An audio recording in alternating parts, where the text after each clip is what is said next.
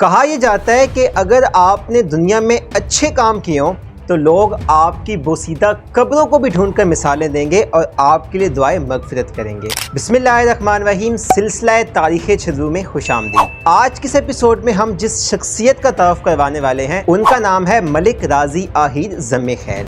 ان کا اصل نام ملک رازی امام رازی کی نسبت سے ہے۔ ملک رازی آہیر المعروف رازی کا شمار چھدرو کے انتہائی مخلص، نیک اور درویش صفت انسانوں میں ہوتا ہے۔ آپ کی پیدائش 1854 میں ہوئی اور آپ نے لگ بھگ 104 یا 105 سال کی عمر میں 1958 کے اندر وفات پائی۔ آپ مشک پور ٹوبہ سے مشرق کی جانب پرانے آہیرہ والا قبرستان کے اندر مدفن ہیں۔ رازی کے والد کا نام ملک محمد زمان تھا، جس کی وجہ سے آپ کے خاندان کو آج بھی ضم خیل کے نام سے جانا جاتا ہے۔ ملک زمان کے آباء و اجداد خوشاب سے چھدرو کی طرف تشریف لائے تھے۔ ملک زمان سے تقریباً 8 نسلیں پہلے سب سے پہلے جہاں پہ آہیر برادری نے چھدرو میں اپنا ڈیرا ڈالا، آج وہاں پر ملک شیر بہادر لقمان خیل کی رہائش گاہ ہے۔ چھدرو خاص مرکزی پہاڑی سے بالکل متصل ہے۔ آہیر برادری چھدرو میں مغل دور کے آخر اور رنجیت سنگھ کے شروعاتی دور کے اندر مقیم ہوئی۔ شروعاتی دور میں آہیر برادری اپنے نام کے ساتھ ملک کا لفظ استعمال نہیں کرتی تھی، بلکہ خیل کا لفظ استعمال کیا جاتا تھا، جو کہ اس خاندان کی شرافت اور وقار کی علامت سمجھا جاتا تھا۔ اسی لیے ملک رازی آہیر اس وقت ضم خیل کے نام سے مشہور ہوئے۔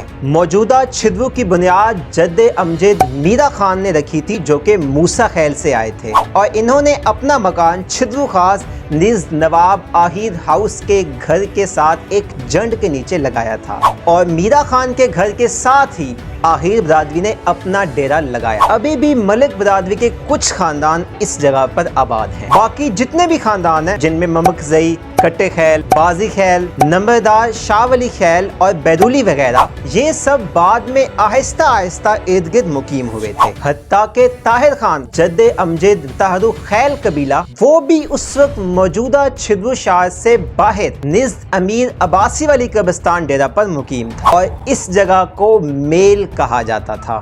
روایات سے ہمیں یہ پتہ چلتا ہے کہ طاہر خان کا مشہور جھولا اسی ڈیرے کے ساتھ بیری کے ایک گھنے سایہ دار درخت کے نیچے تھا۔ ملک رازی آہیر کے دوستوں میں پروانے برادری کے بزرگ شامل ہیں، جن میں قابل ذکر خان زمان خان پروانہ، جو کہ حاجی خلیل پروانہ کے والد ہیں، سلیم خان خنانی خیل، جن کا بیٹا جہان خان اس وقت بکھر میں مقیم ہے، یہ قابل ذکر تھے اور قریبی دوست شمار کیے جاتے تھے۔ ملک رازی آہیر شریف طبیعت کے انسان تھے اور آپ کا شاعری کے ساتھ لگاؤ بھی قابل دید تھا، اور شاعری میں اپنی ثقافت، روایات اور مذہب آپ کے پسندیدہ موضوعات میں شامل تھے۔ شاعر اکبر چھدروی کے آخری ادوار میں ملک رازی ان کے ساتھ مل کر شاعری لکھتے اور پڑھتے تھے۔ ملک رازی آہیر ایک بہترین منصوبہ ساز اور سینیٹر تھے۔ ہمیشہ اجتماعی کاموں میں آپ سے مشاورت لی جاتی تھی۔ 1840 کے قریب مہاراجہ رنجیت سنگھ نے ایک قانون پاس کیا جس کا نام تھا ترینی۔ اس قانون کے مطابق مہاراجہ رنجیت سنگھ کی جہاں جہاں حکومت تھی، وہاں وہاں شامل تمام دیہی علاقوں پہ اگر کوئی بندہ اپنے جانور چراتا تھا تو اس کو کسی نہ کسی شکل میں اس کا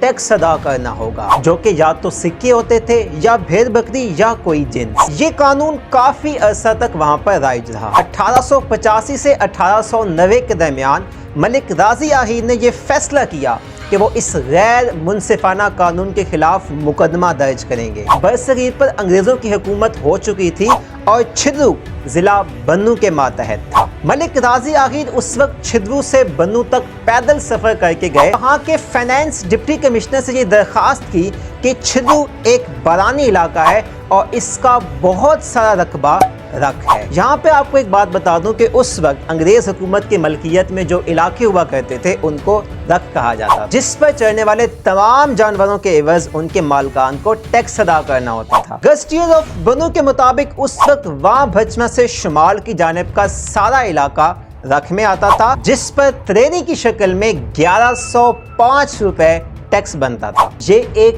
بہت بڑی رقم بنتی تھی اور علاقہ چھدرو کے پاس گلا بانے کے علاوہ کوئی بھی ذریعہ معاش موجود نہیں تھا۔ اس لیے ملک رازی آہیر نے اس وقت بنو کے ڈپٹی کمشنر سے یہ ٹیکس معاف کروانے کی درخواست کی۔ اس کیس پر تقریباً 1 ماہ سے زائد عرصہ بحث ہوئی اور آخر کار मलिक राजी ये मुकदमा जीत गए। कमिश्नर ने ट्रेनिंग की शक्ल में छिद्रू के इलाके से लिए जाने वाले टैक्स को माफ कर दिया और साथ में ये फैसला किया कि शामिलात ज़मीन मुश्तरका होंगी और इज्तिमाई कामों के लिए इस्तेमाल में लाई जा सकती हैं। ये कानून अब भी मौजूद है और इसमें मज़ीद तरमीम के साथ बाद में इसको पूरे बरसगीर में लागू कर दिया गया और टैक्सेस को माफ़ कर दिया गया। इस फैसले की नकल 1970 की दिहाई तक मलिक गुलशेर राजी खैल के घर में एक सींग नुमा नल के अंदर महफूज रही, जो बाद अज़ाब बदकिस्मती से ज़ाया हो गई। मलिक राजी आहिर एक दरवेश सिफ्त इंसान थे। जिस दौर में गला बानी एक बुनियादी रोजगार हुआ करता था, उस वक्त आपने सियाल खैल बरादरी से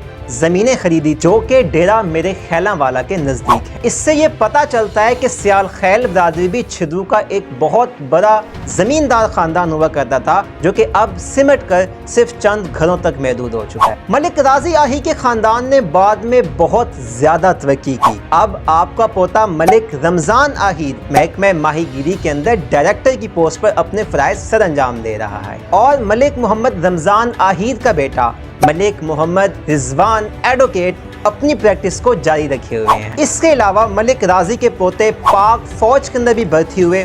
इन्होंने बखर के अंदर ज़मीनें खरीदी और लॉजिस्टिक मशीनरी के काम से भी मुंसलिक हुए। आखिर में एक बहुत ही खूबसूरत रस्म का जिक्र करूंगा। मलिक रमज़ान आहिर के नाना जान बाही खान थे और आप राकिम की दादी जान के दम भाई भी थे। ये रिश्ता मुंह बोला सही लेकिन सगे रिश्तों के बराबर हुआ करता था। ईद उल अजहा के मौके पर बाही खान और उनके बाद उनकी ज़ौजा मोहतरमा ईद का हिस्सा, जिसे अपनी ज़ुबान में बकरा कहा जाता है, इसे राकिम की दादी को ज़रूर भिजवाया करती थी।